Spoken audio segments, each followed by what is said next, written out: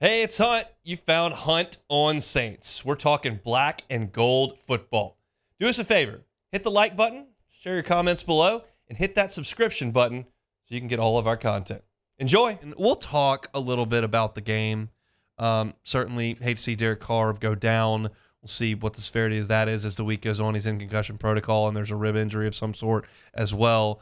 And they made the decision to go with Taysom Hill in the red zone, and there are some football things worth discussing. But to me, the bigger issue here is the fan base, the energy around the organization, and the decisions that need to be made moving forward for the New Orleans Saints.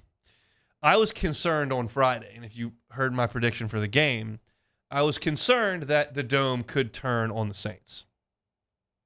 This is one of the most loyal fan bases in the NFL. This has been, over the last 2 decades, one of the most feared environments in American professional sports. And right now, that fan base that is so loyal is furious. And they're bordering on apathetic. And because of that, multiple people that were in the Superdome yesterday said that crowd was damn near 50-50. Lions and Saints. Now, New Orleans is a great December trip, especially if you live in Detroit, where the high today I just checked is 40. You want to get out of that? Come on down to the French Quarter, watch your good football team play. That's a heck of a trip to make, so that shouldn't come as a huge shock.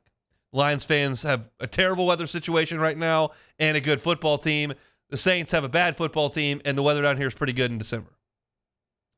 So it makes sense that a lot of Lions fans would make this trip, which doesn't come up on their schedule every year. But they got those tickets from somewhere. And they're from Saints fans who don't care. And the ones who cared enough to show up yesterday booed the starting quarterback every time he set foot on the field until he got hurt. Now, booing's not my thing. I don't really get it. Seems to me like you would want to encourage your team. You would want to cheer for them, try to support them as they're going through it. But you buy the ticket, you buy the $10 beer, you want to go in there and say, Derek Carr, you suck. Screw you for making $150 million. I bought this ticket, and I'm going to tell you how bad you are. If that's your way of going about things, I'm not going to tell you that you're wrong. I don't see what it accomplishes unless you're telling me that that's the decision maker for Gail Benson and for Dennis Lauscha to make some decisions with the front office and the head coach. Whatever. But I would suggest that you try to lift up the team. But they didn't. It was a hostile environment for the Saints early in that game. And so Dennis Allen was asked, did you hear the crowd booing your team? I think it was noticeable, and that's our job to change it. So, I was proud of the way that our guys, fought back, got back into the game, gave ourselves a real opportunity, and at the end we just couldn't get it done. And it did, and the Saints did. They fought back from a 21-point deficit, and they had a chance to take the lead in the game.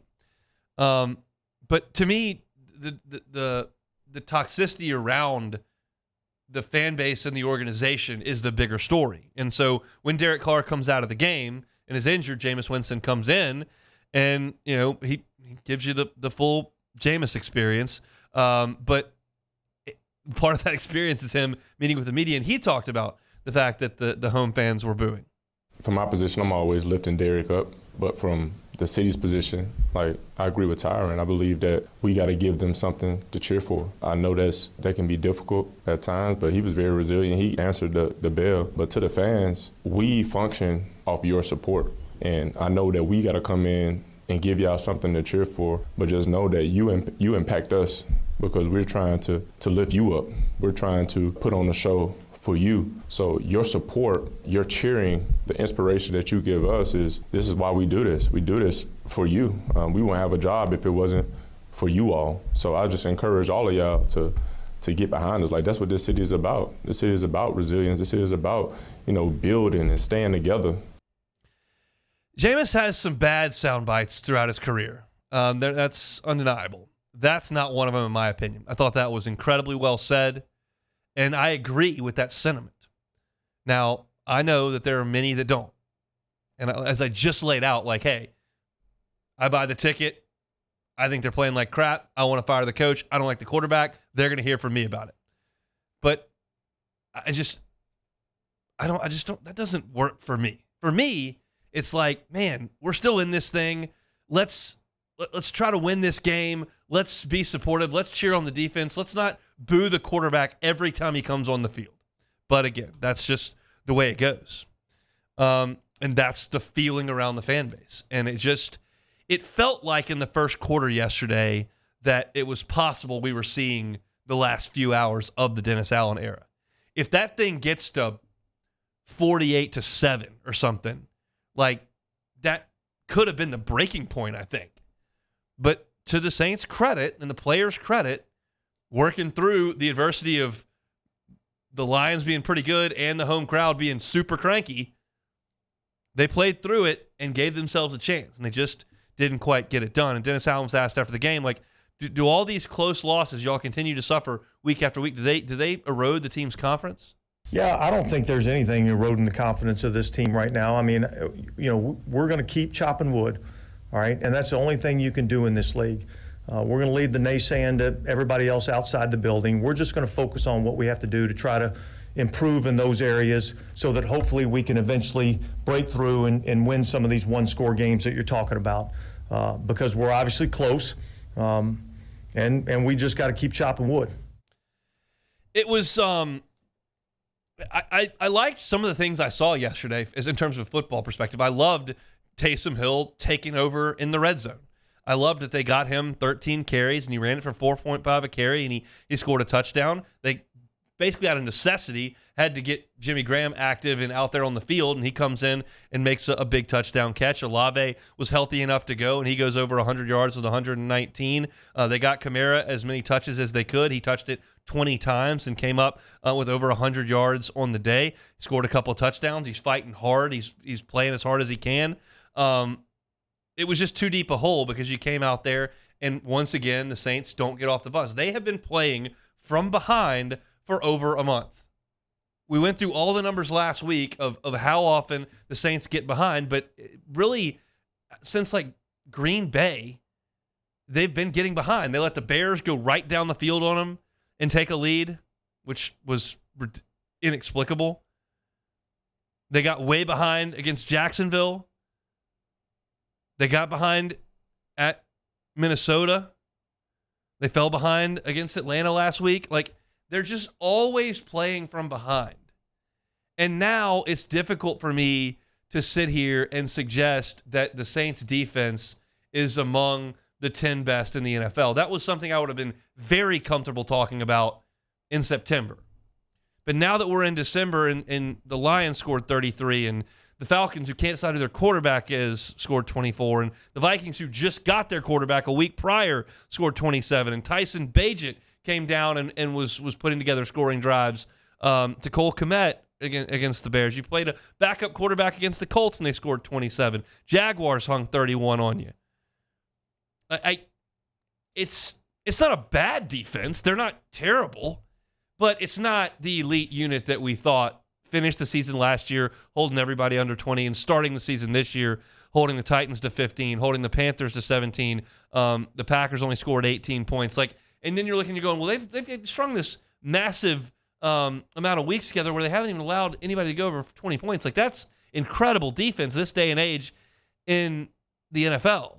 And now you look up and you go, well, they're not that great on defense, and they have no identity on offense whatsoever. Can't run the ball, stink in the red zone. Carr's made some bad picks. They do move the ball a little bit.